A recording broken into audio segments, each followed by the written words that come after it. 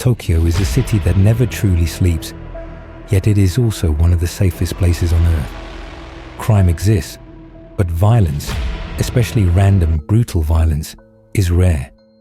Entire neighborhoods function on trust. Doors are left unlocked.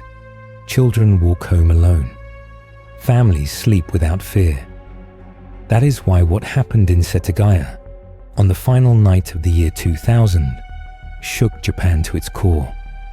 This was not a crime of desperation. It was not a robbery gone wrong. It was not a moment of rage. It was something far colder. The Miyazawa family. The house stood in a quiet residential area near Setagaya Park in western Tokyo. It was a modest two-story home, nothing luxurious, nothing attention-grabbing. A place where neighbors nodded politely and children's bicycles rested against fences. Inside lived the Miyazawa family.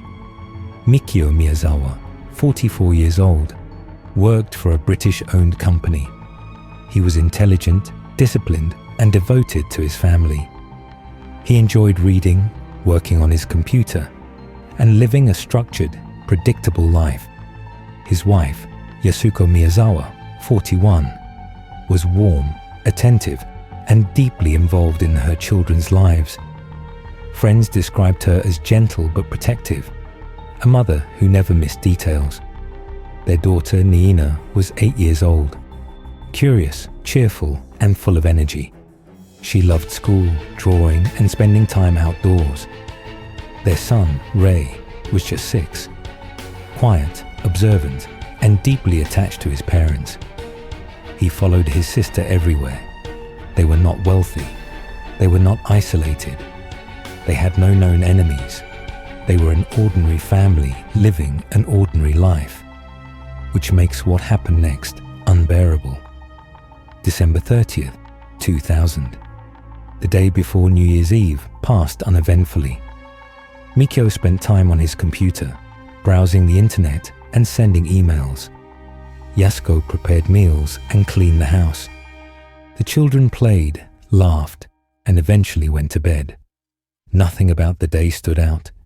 No arguments were reported. No strange visitors were seen. No phone calls hinted at trouble.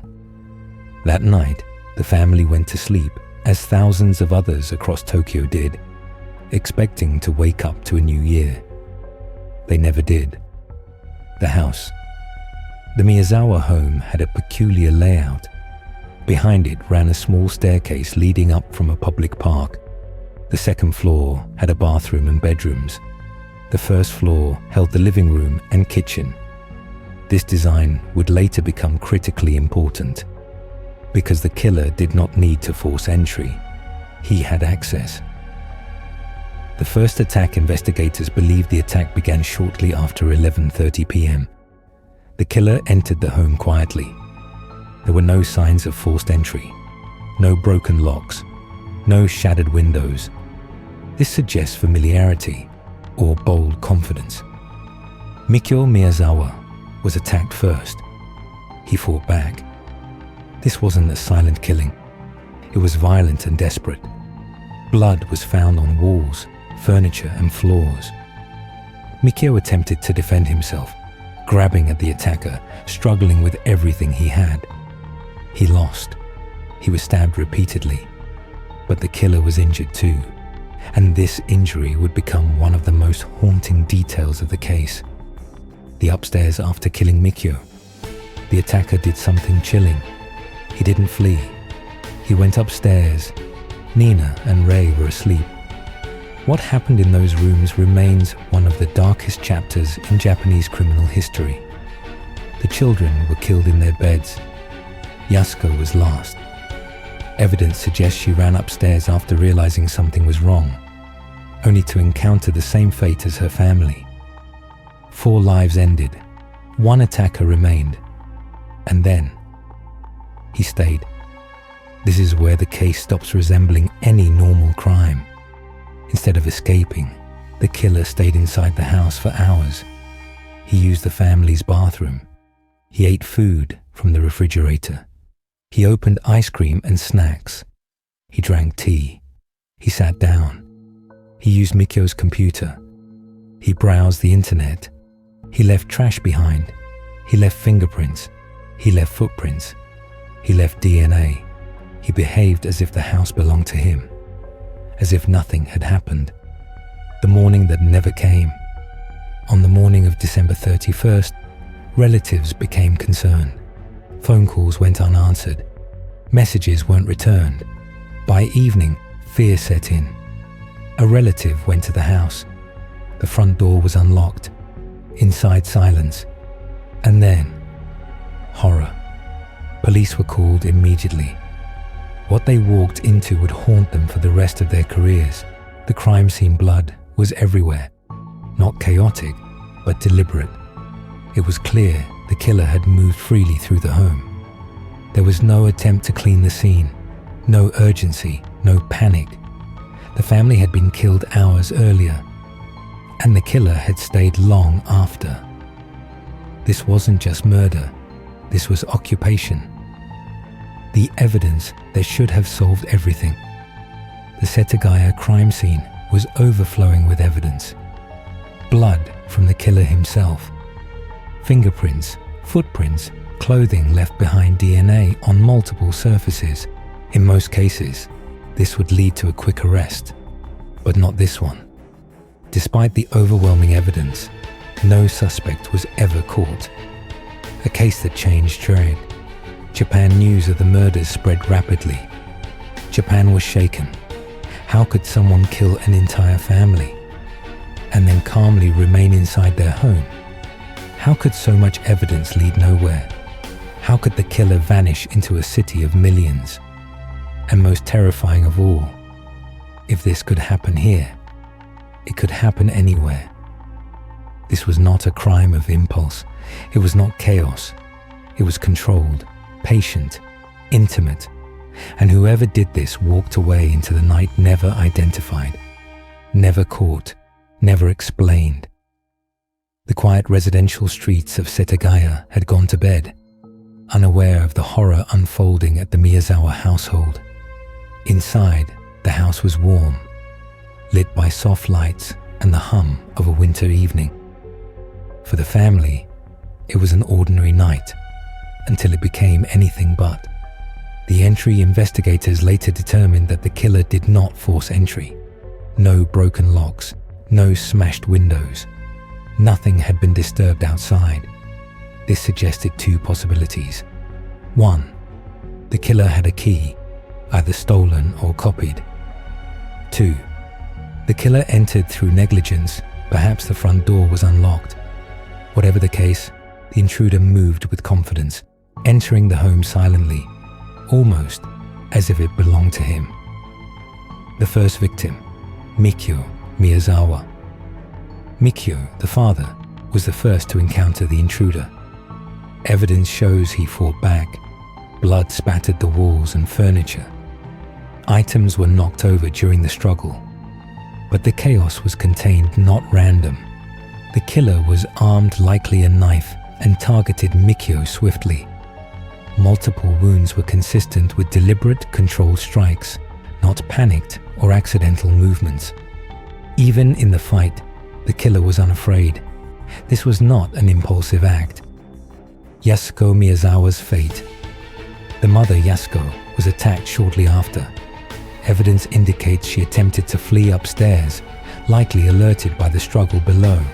She may have tried to hide in one of the bedrooms, but the killer followed, remaining calm, deliberate, and precise. Yasuko was killed inside her bedroom, and the post-mortem examination showed multiple stab wounds, typical of an assailant ensuring completion. Unlike Mikyo, she had less chance to resist, trapped in the confines of the second floor. The children Naina, 8, and Rei, 6, were asleep. The killer approached them quietly, but did not hesitate. Nina's body suggested she was attacked while lying down.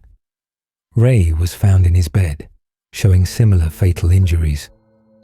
Investigators were horrified at the cold efficiency of the attacks. The children's deaths were not chaotic. They were methodical, almost surgical. a house turned inverted. What makes this case so terrifying is what happened after the murders. The killer did not flee. He ate food from the refrigerator, opened ice cream and snacks, used the toilet, sat calmly in the living room, turned on the family's computer, browsing or reading. It was as if the home was his, and the family's presence didn't matter anymore. The mixture of violence and domestic normalcy is what horrifies experts and true crime enthusiasts alike. The timeline, while exact times remain unclear, forensic evidence paints a chilling picture. Killer enters late evening, likely between 11 p.m. and 11:30 p.m. Mikko encounters him and is fatally stabbed. Yasuko retreats upstairs. She is killed shortly after. Children are killed in their bedrooms. Killer remains in the house, moving freely for hours.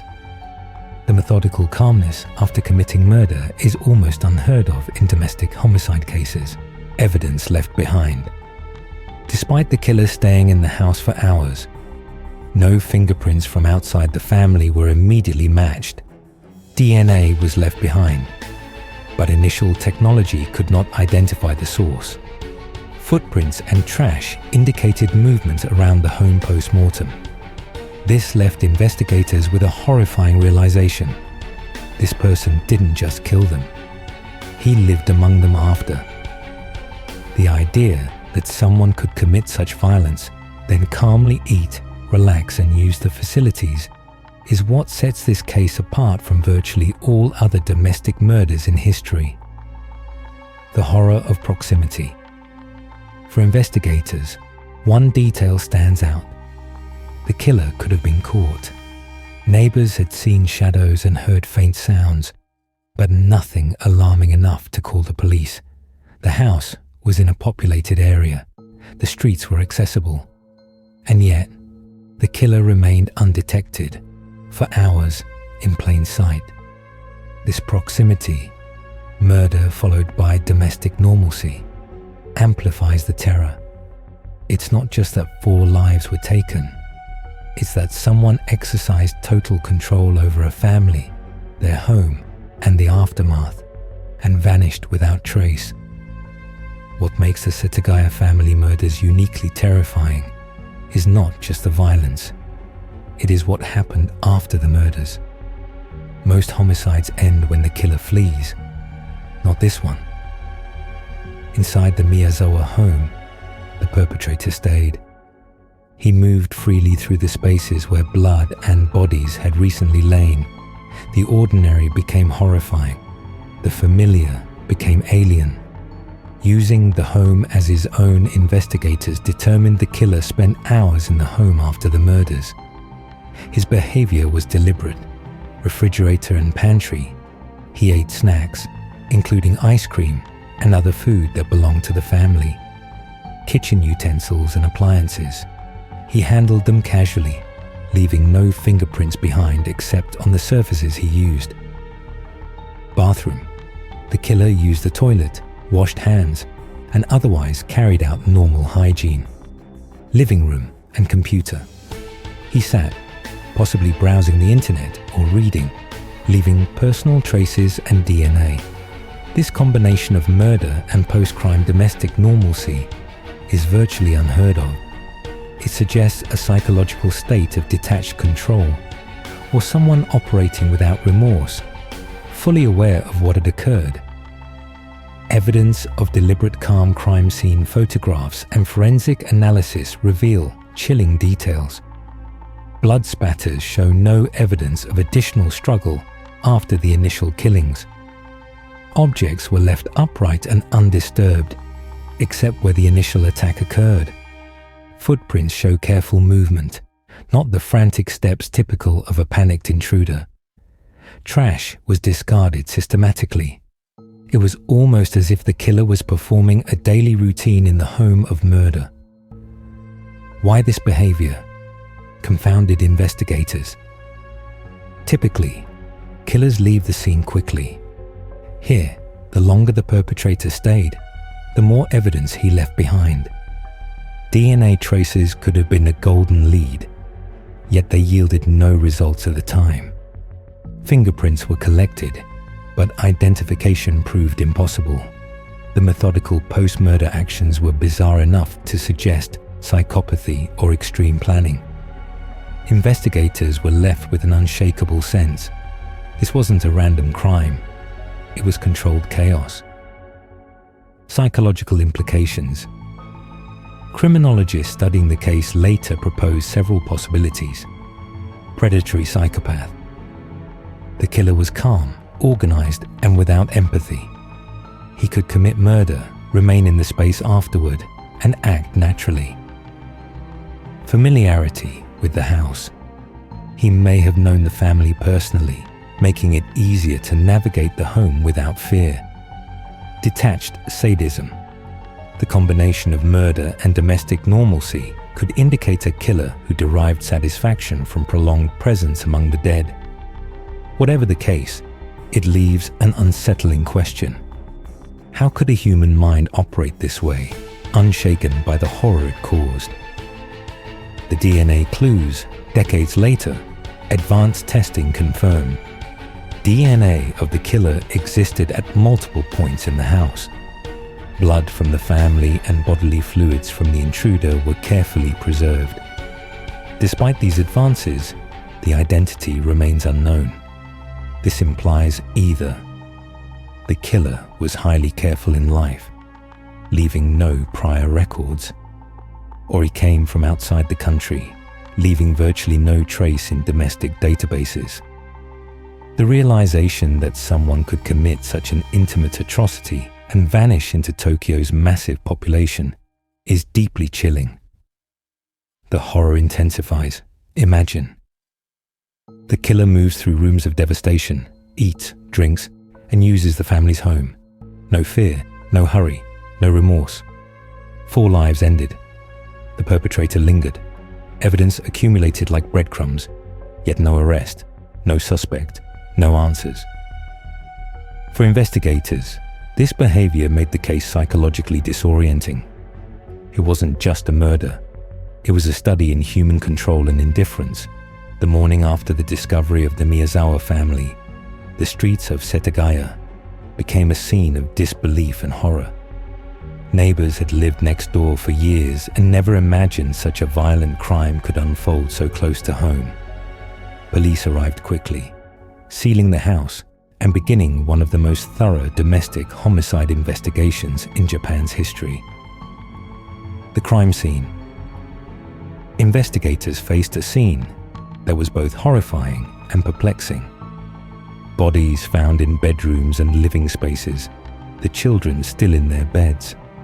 Blood patterns indicating precise and deliberate attacks.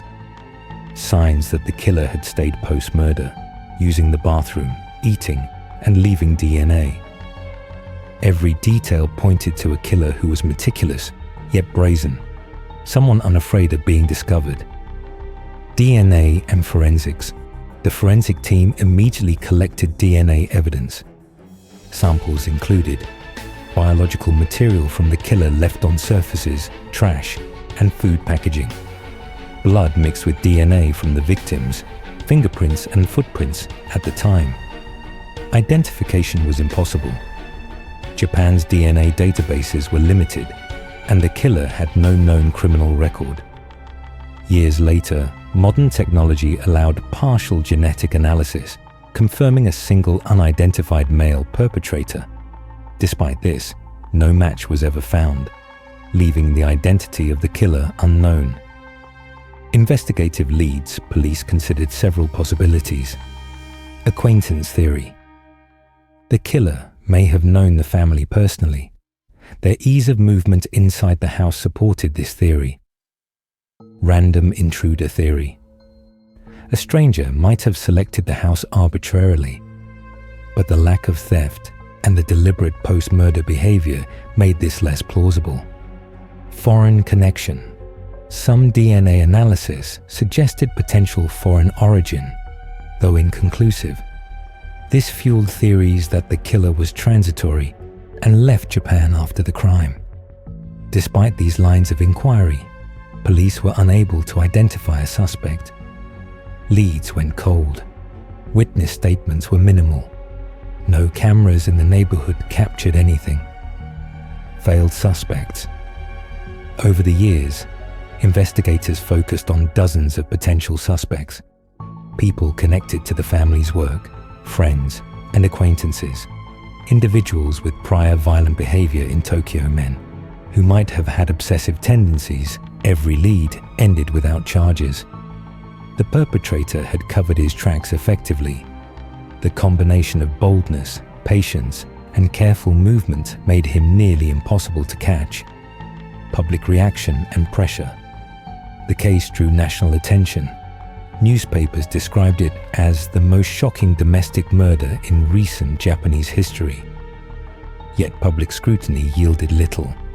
Tips poured in, but none matched the killer. Psychologists speculated about his motive, ranging from personal vendetta to detached psychopathy. Citizens feared that the killer could strike again, given his apparent comfort inside the home post-murder. Why the case? Frustrates experts criminologists often cite 3 reasons why this case remains unsolved. Volume of evidence, but no leads. Despite DNA, footprints, and fingerprints, the trail goes cold. Lack of clear motive. The killer took nothing of value. The attack was unnecessary, deliberate, and personal in execution, but impersonal in cruelty. Skillful planning and execution. The combination of brutal murder and casual post-murder activity indicates both courage and intelligence. For investigators, it became a nightmare of possibilities with no answers, a case that forced them to confront a type of criminal behavior rarely seen in domestic settings. The psychological weight, the idea that someone could commit such violence, remain in the home calmly, and disappear completely shook Japanese society. Families became hyper-aware of their surroundings. Homes once considered safe now seemed vulnerable. The Setagaya case also created a profound psychological imprint on investigators. Many report that thinking about the killer moving calmly through the house is more disturbing than the murders themselves. Decades have passed since the Miyazawa family was murdered in their Setagaya home, yet the case remains unsolved, haunting both investigators and the public. Every detail, the brutality, the post-murder calm, the missing motive, fuels speculation. Even today, criminologists, journalists, and true crime enthusiasts debate who did it, why did it happen. Theory 1. An acquaintance or family friend. The most plausible theory involves someone known to the family. The killer moved confidently inside the home. No signs of forced entry. Ability to navigate the rooms calmly. A close friend, a neighbor, or a co-worker might have had motive unknown to the public. Perhaps a personal vendetta or psychological obsession triggered the attack. Yet no evidence ever linked any acquaintances to the crime conclusively. The DNA, while definitive, did not match anyone in Japan's criminal databases. Theory 2. A psychopath or serial killer. Some experts suggest the murderer was a psychopath. Murdered the family deliberately. Stayed in the house to assert dominance. Left DNA intentionally, perhaps as a form of control or signature. This theory accounts for the bizarre post-murder behavior, eating, using the home, browsing the computer, which suggests a person detached from empathy or moral constraints.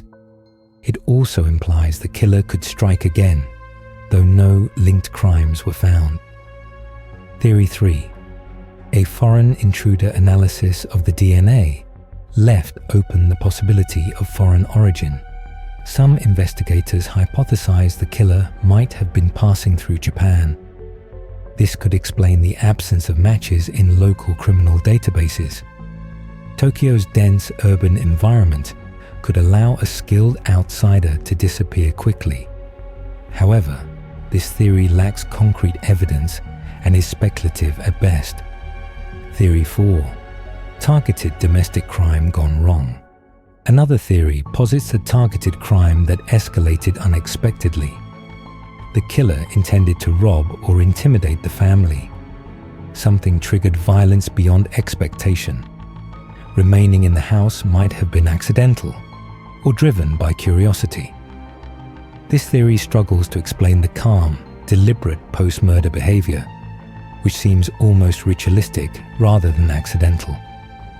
Why the case remains unsolved. Multiple factors have kept the Setagaya family murders open. Overwhelming DNA without a match. Technology could identify biological traces, but no known person matched the sample. Lack of witnesses. No one saw or heard definitive movements during the critical hours. Urban anonymity.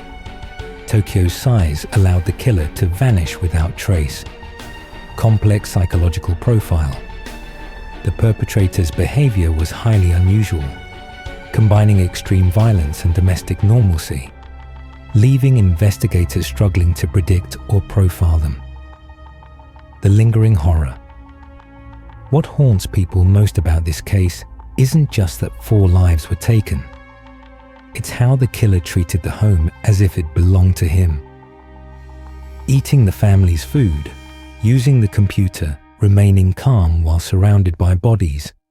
It is intimate terror, the kind that makes people fear their own homes. The killer wasn't just violent.